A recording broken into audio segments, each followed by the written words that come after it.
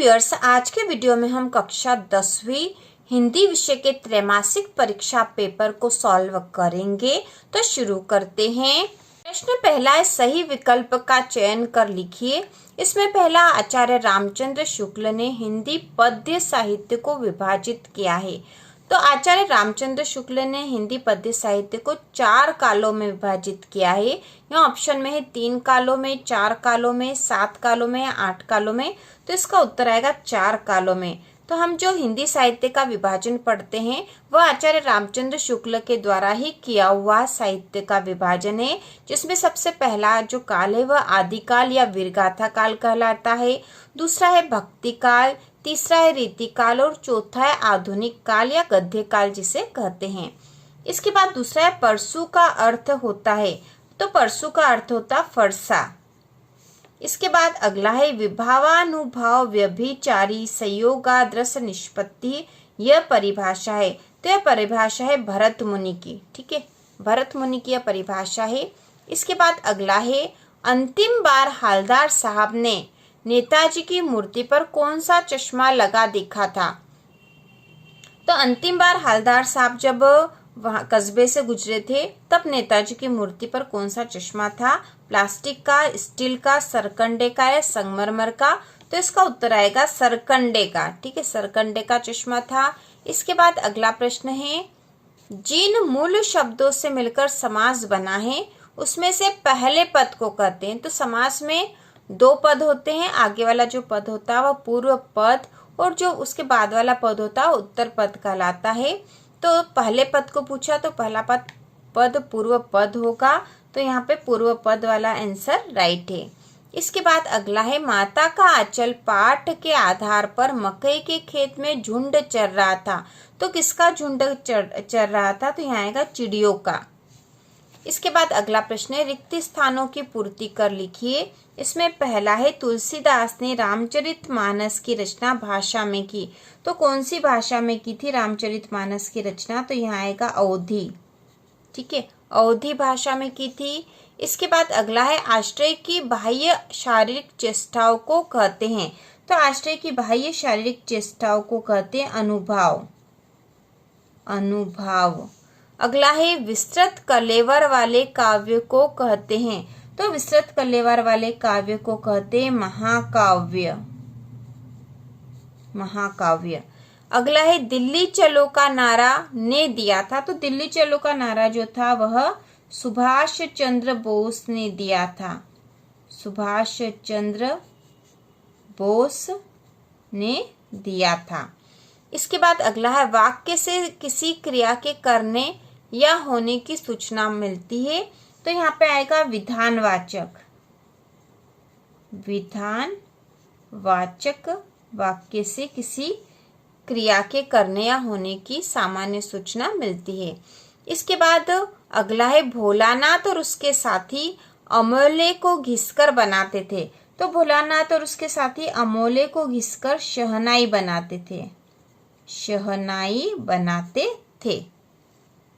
इसके बाद अगला प्रश्न, निम्नलिखित कथनों के समक्ष सत्य या असत्य लिखिए। इसमें पहला है, सूरदास के पद में तेल की गागरी श्री कृष्ण को कहा गया है। तो यहाँ पे तेल की गागरी किससे कहा गया था। तो हमें पता है कि तेल की गागरी जो है वो उद्धव को कहा गया था, है ना। उद्धव की तुलना की गई थी तेल की गागरी से, कमल के पत्ते से। तो यहाँ पे आ जाएगा असत्य। असत्य। यहाँ पे सूरदास के पद में तेल की गागरी श्री कृष्ण को कहा गया तो यह असत्य, क्योंकि तेल की गागरी उद्धव को कहा गया है। अगला है, संचारी भावों की संख्या 33 मानी गई है। तो यह सत्य कथन है, क्योंकि संचारी भावों की संख्या 33 मानी जाती है। अगला है, बाल गोविंद भगत मझले कद के गोरे चिट्टे व्यक्ति थे। तो यह कथन भी सत्य है। इसके बाद है, लेखक ने मैया के आंचल को प्रेम और शांति के चंदोवे की छाया कहा है। तो यह भी सत्य है। अगला है, वाच्य के 4 प्रकार है। तो यह असत्य है, क्योंकि वाच्य के 3 प्रकार ही होते हैं। लेखक शिवपूजन सहाय के पिता आटे की गोलियां मछलियों को खिलाते थे। तो यह कथन सत्य है। इसके बाद सही जोड़ी का मिलान कर लिखिए। तो इसमें हम सही जोड़ी का मिलान करेंगे। तो सबसे पहला लिखा भृगुकुल के ध्वज, तो भृगुकुल के ध्वज थे परशुराम, ठीक है, परशुराम थे भृगुकुल के ध्वज।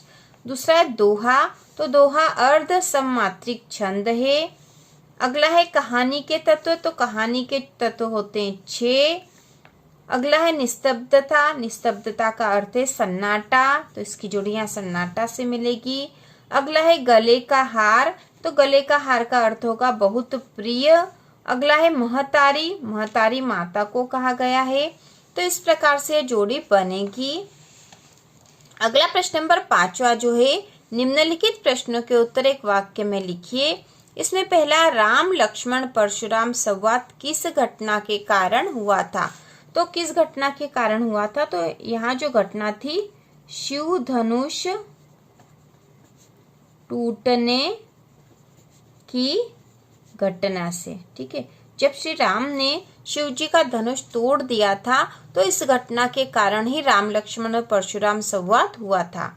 इसके बाद अगला प्रश्न है, उद्दीपन किसे कहते हैं, तो इसका उत्तर होगा स्थायी भाव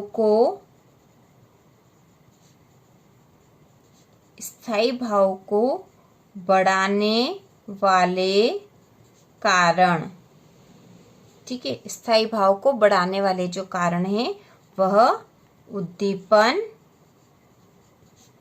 कहलाते हैं। स्थायी भाव को बढ़ाने वाले जो कारण है वह उद्दीपन कहलाते हैं। इसके बाद अगला प्रश्न है, बाल गोविंद भगत की प्रभातियां किस माह से शुरू होकर किस माह तक चलती थी, तो इसका उत्तर होगा बाल गोविंद भगत की प्रभातियां कार्तिक माह से, ठीक है, कार्तिक माह से शुरू होकर फागुन माह तक चलती थी, फागुन माह तक, ठीक है, कार्तिक माह से शुरू होकर फागुन माह तक चलती थी। इसके बाद अगला है, आम के आम गुठली के दाम लोकोक्ति का अर्थ लिखिए, तो आम के आम गुठली के दाम लोकोक्ति का अर्थ है दोहरा लाभ, दोहरा लाभ। इसके बाद है, हिंदी का स्मरण शिल्प में लिखा गया पहला उपन्यास कौन सा माना जाता है, तो ये उपन्यास है देहाती दुनिया, देहाती दुनिया। हिंदी का स्मरण शिल्प में लिखा गया पहला उपन्यास है देहाती दुनिया। इसके बाद जो प्रश्न है, रीतिकाल की कोई 2 विशेषताएं लिखिए, तो हम कोई सी भी 2 विशेषताएं रीतिकाल की लिख सकते हैं। जैसे रीतिकाल में श्रृंगार रस की प्रधानता थी, रीतिकाल में ब्रज भाषा का मुख्य रूप से प्रयोग किया गया। तो ये इसके जो उत्तर है पहले ही चैनल पर उपलब्ध है, रीतिकाल की विशेषताएं। इसी प्रकार इसके अथवा वाला प्रश्न भी कर सकते थे। इसके बाद है सूरदास अथवा तुलसीदास की काव्यगत विशेषताएं, तो जीवन परिचय वाला जो भाग है उसमें हमने सारे जो महत्वपूर्ण कवि और लेखक है उनका पूरा ही जीवन परिचय दे रखा है, जिसमें रचनाएं, भाव पक्ष, कला पक्ष और साहित्य में स्थान दे रखा है। इसके बाद एक कृष्ण के प्रति अपने अनन्य प्रेम को गोपियों ने किस प्रकार अभिव्यक्त किया, अथवा राम लक्ष्मण परशुराम संवाद के पाठ के आधार पर राम के स्वभाव की कोई 2 विशेषताएं लिखी। तो इम्पोर्टेंट क्वेश्चन में हमने बताया भी था राम के स्वभाव की विशेषताएं। इनकी पहली विशेषता हो जाएगी, राम विनम्र स्वभाव के थे। दूसरी है, वे अपने गुरुजनों की आज्ञा का पालन करते थे।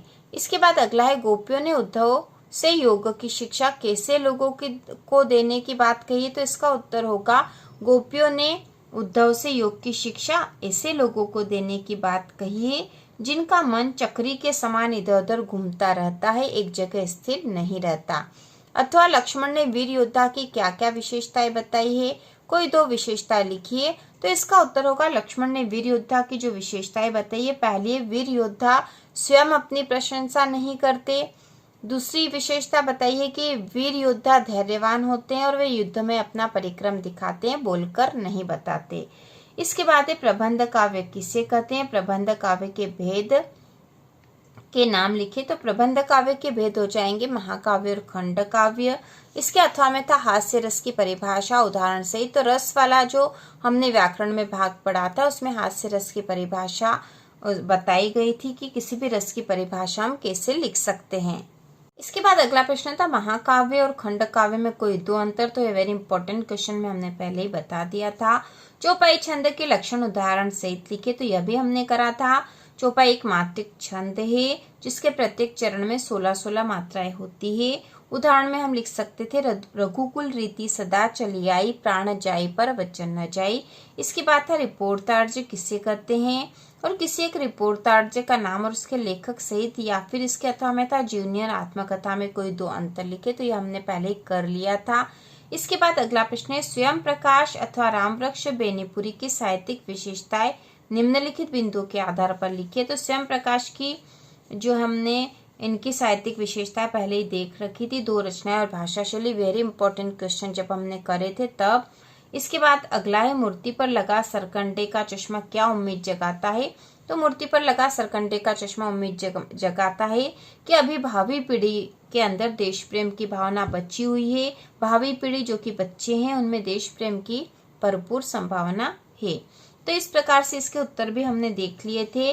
कैप्टन बार बार मूर्ति पर चश्मा क्यों लगा देता था, अथवा बाल गोविंद भगत के मधुर गायन की विशेषताएं लिखे, तो यह भी सारे इंपॉर्टेंट क्वेश्चन में हमने करा था। इसके बाद निम्नलिखित वाक्यांश के लिए एक शब्द लिखिए। तो इसमें पहला जो बात लोगों से सुनी गई हो, तो लोगों से सुनी गई बात के लिए हम लिखेंगे किवंदंती, किवंदंती, ठीक है। इसके बाद है कम खर्च करने वाला, तो कम खर्च करने वाला हम लिखेंगे मितव्ययी, मितव्ययी। इसके अथवा में था मुहावरे का वाक्यों में प्रयोग करके लिखना था। इसके बाद अगला जो प्रश्न था भोलानाथ अपने साथियों को देखकर सिसकना क्यों भूल जाता है। अथवा में था बच्चे माता पिता के प्रति अपने प्रेम को कैसे अभिव्यक्त करते हैं। तो ये दोनों ही प्रश्न हमने इनके उत्तर कर लिए थे इंपॉर्टेंट क्वेश्चन में। इसके बाद था संदर्भ प्रसंग से व्याख्या, तो यह भी हमने पहले ही कर ली थी, इंपॉर्टेंट क्वेश्चन करे थे तब। और चैनल के प्लेलिस्ट में कक्षा 10वीं हिंदी के सभी प्रश्न हल किए हुए हैं, संदर्भ प्रसंग सहित व्याख्या भी है, जो कि आपके एग्जाम में आने की पूरी संभावना है। इसके बाद प्रश्न नंबर जो 20 था धूम्रपान रोकने के लिए उसकी हानियां बताते हुए एक विज्ञापन 20 से 50 शब्दों में तैयार कीजिए। तो विज्ञापन वाला प्रश्न हम अलग से करेंगे। अथवा परोपकार का महत्व विषय पर एक अनुच्छेद लिखना, तो परोपकार के महत्व पे आपको 8 या 10 लाइन लिख देनी थी यहाँ पर। इसके बाद है प्रश्न नंबर 21, इसको अब हम हल करेंगे। निम्नलिखित अपठित काव्यांश अथवा गद्यांश को पढ़कर पूछे गए प्रश्नों के उत्तर लिखिए। तो यहाँ पे काव्यांश दे रखा था मनमोहिनी प्रकृति के जो गोद में बसा है, सुख स्वर्ग सा जहाँ है वह देश कौन सा है, जिसका चरण निरंतर रत्नेश धो रहा है, जिसका मुकुट हिमालय वह देश कौन सा है। तो प्रश्न जो पहला रत्नेश शब्द के दो पर्यायवाची लिखिए। तो रत्नेश के पर्यायवाची हो जाएंगे सागर, समुद्र। इसके बाद अगला है उपयुक्त पंक्तियों में किस देश की बात हो रही। तो उपयुक्त पंक्तियों में भारत देश की बात हो रही है, ठीक है, भारत देश की बात हो रही है। इसके बाद है हिमालय शब्द का संधि विच्छेद कर संधि का नाम लिखिए। तो हिमालय का संधि विच्छेद हो जाएगा हिम धन आलय, ठीक है, हिमधन आलय। और यह है दीर्घ संधि, दीर्घ स्वर संधि, ठीक है, दीर्घ स्वर संधि हम लिख देंगे यहाँ पर। इसके बाद अथवा में गद्यांश दे रखा था, हम यह भी कर सकते हैं। और यहाँ पे लिखा लोग कहते हैं कि मेरा जीवन नाशवान है, मुझे एक बार पढ़कर लोग फेंक देते हैं। मेरे लिए एक कहावत बनी है, पानी केरा बुदबुदा अस अखबार की जात, पढ़ते ही छिप जाते जो तारा प्रभात। पर मुझे अपने जीवन पर भी गर्व है, मरकर भी मैं दूसरों के काम आता हूँ। मेरे सच्चे प्रेमी मेरे सारे शरीर को फाइल में क्रम से संभाल कर रखते हैं। कई लोग मेरे उपयोगी अंगों को काट कर रख लेते हैं। मैं रद्दी बनकर भी ग्राहकों की कीमत का 1/3 भाग अवश्य लौटा देता हूँ। इस प्रकार महान उपकारी होने के कारण मैं दूसरे ही दिन नया जीवन पाता हूँ और अधिक जोर शोर से सज धज के आता हूँ। इस प्रकार एक बार फिर सबके मन में समा जाता हूँ। तुमको भी ईर्ष्या होने लगी ना मेरे जीवन से? भाई ईर्ष्या नहीं, स्पर्धा करो। आप भी मेरी तरह उपकारी बनो, तुम भी सबकी आंखों के तारे बन जाओगे। तो यहाँ प्रश्न पूछा उपयुक्त गद्यांश का उपयुक्त शीर्षक लिखिए। तो यहाँ पे अखबार, ठीक ठीक है, ये पूरा ही जो गद्यांश है अखबार के ऊपर लिखा है, तो हम इसका शीर्षक लिखेंगे अखबार। अखबार क्या क्या लाभ पहुंचाता है, तो हम यहीं से ढूंढकर लिख देंगे कि अखबार जो है क्या क्या लाभ पहुंचाता है। तो अखबार जो है, अखबार को लोग फाइल में क्रम से संभाल कर रखते हैं। इसके कई उपयोगी जो अंग हैं उनको काट कर रख लेते हैं। रद्दी बनकर भी यह ग्राहकों का 1/3 भाग अवश्य लौटा देता है, ठीक है, और अपना नया जीवन पाता है। तो इस प्रकार से हम इसके लाभ लिख सकते हैं। उपयुक्त गद्यांश का सारांश लिखे, तो सारांश हमें यहीं से 2 या 3 लाइनें लिख देनी है। जैसे हम लिख सकते हैं कि अखबार जो है वह एक बार उपयोग करके लोग फेंक देते हैं और अखबार को अपने जीवन पर भी गर्व है। जो सच्चे प्रेमी होते हैं अखबार के, वह अखबार के मुख्य मुख्य घटनाओं को या मुख्य मुख्य समाचारों को काट कर रख लेते हैं और उसका उपयोग करते हैं। अखबार जब रद्दी बन जाता है तो उसके बाद भी काम आता है और उसकी भी कीमत होती है। तो इस प्रकार से हम इसका सारांश लिख देंगे। इसके बाद अगला जो प्रश्न था, अपने जिले के जिलाधीश को ध्वनि विस्तारक यंत्रों पर प्रतिबंध लगाने हेतु आवेदन पत्र लिखिए। तो यह प्रश्न हम कर चुके हैं, जब इम्पोर्टेंट क्वेश्चन महत्वपूर्ण प्रार्थना पत्र करे थे उसमें यह करा था। और इसके अथवा वाला प्रश्न, समय के सदुपयोग और परिश्रम पर बल देते हुए अपने छोटे भाई को पत्र लिखे। तो पत्र लेखन जब हम करेंगे तब इसके साथ करेंगे। तो इस प्रकार से इसके बाद यह महत्वपूर्ण निबंध, सारगर्भित निबंध यहाँ लिखना था। तो यहाँ पे जो जो निबंध आए हैं वह भी हम 4 नंबर के मान से आपको कितना बड़ा निबंध लिखना चाहिए, निबंध हम लिख कर करेंगे। तो इसी प्रकार के और वीडियो देखने के लिए, कक्षा 10 की संपूर्ण तैयारी के लिए चैनल को सब्सक्राइब कीजिए।